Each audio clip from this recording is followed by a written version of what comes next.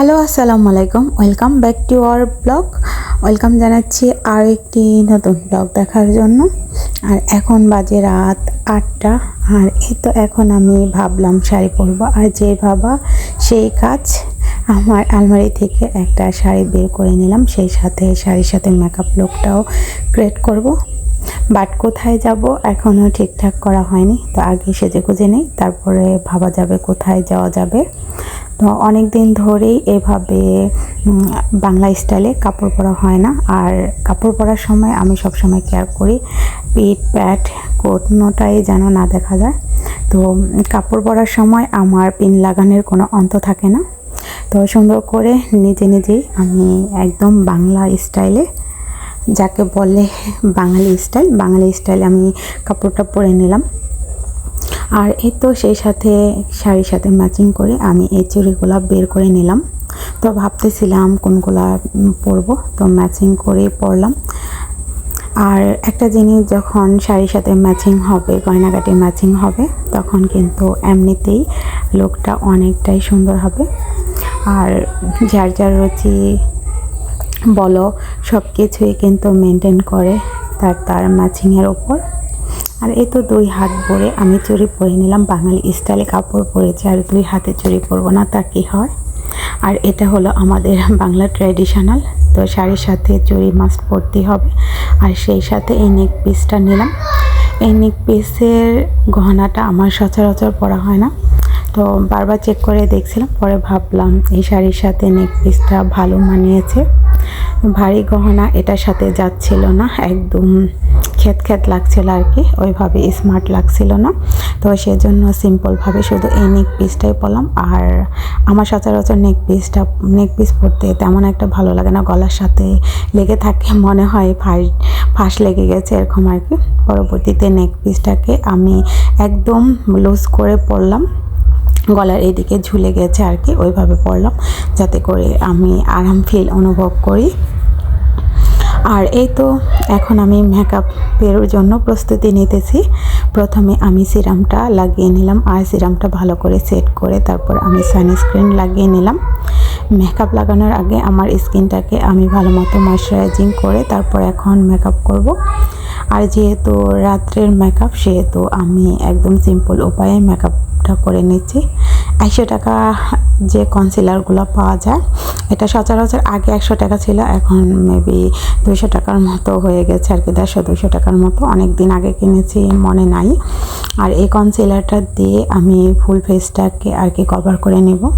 তো সচরাচর যে কনসিলার দিয়ে বিবি ক্রিম দিয়ে আমি মেকআপটা করি, ওইটাতে ফিনিশিং ভালো আসে, এটাতে তেমন একটা ফিনিশিং ভালো আসে না আর কি। আর এই তো ভালো মতো কনসিলারটাকে সেট করে এখন আমি ভালো মতো ফেস পাউডারটাকে ফুল ফেস দিয়ে সেট করে নিচ্ছি। আর এই তো মেকআপের প্রথম ধাপটা আমার কমপ্লিট হলো। আর যত্ন করে রাখলে যে কোনো জিনিসই কিন্তু একদম সুন্দর থাকে, তাই না? আর এই শাড়িটা হচ্ছে আমার প্রায় 5 বছর আগের কেনা। আর এই শাড়িটা প্রায় মাত্র 1500 টাকা দিয়ে ওই সময় কিনেছিলাম। আর আমি শাড়ি পরার সময় সবসময় চুজ করি শাড়ির সাথে ব্লাউজটা ম্যাচিং হতেই হবে। তো সেক্ষেত্রে শাড়িটা যদি নর্মালও পরা হয়, লুকটা কিন্তু অনেকটা সুন্দর আসে, দেখতেও ভালো লাগে, নিজের কাছেও ভালো লাগে। আর শাড়ির সাথে ব্লাউজ যখন ম্যাচিং হয় না, তখন যত সুন্দর শাড়ি পরা হয় না কেন, যত দামি শাড়ি পরা হয় না কেন, ওইভাবে সুন্দর দেখায় না এবং লুকটাও ভালো আসে না। আর সেজন্য এই শাড়ির সাথে সেট করা ছিল এই ব্লাউজটা। অনেকেই শাড়ির ব্লাউজটা কাটে না আর কি, শাড়ির কুচি হবে না, তবুও আমি এই শাড়ির ব্লাউজটা পিসটা কেটে তারপর আমি দর্জি দিয়ে বানিয়ে এনেছিলাম ওই সময়। হালকা কুচি পরে তবুও এত একটা ম্যাচিং আসে আর কি, আর পরলেও অনেকটা ভালো লাগে। আর এই শাড়িটাও আমি প্রায় 2 বছর পরে আজকে পরলাম।